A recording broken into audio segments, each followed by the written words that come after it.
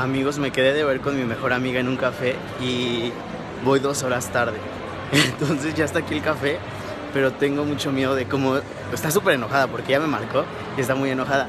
Me río de nervios, pero ahorita les enseño. Vean su hermosa y bella reacción. Hola, Nats.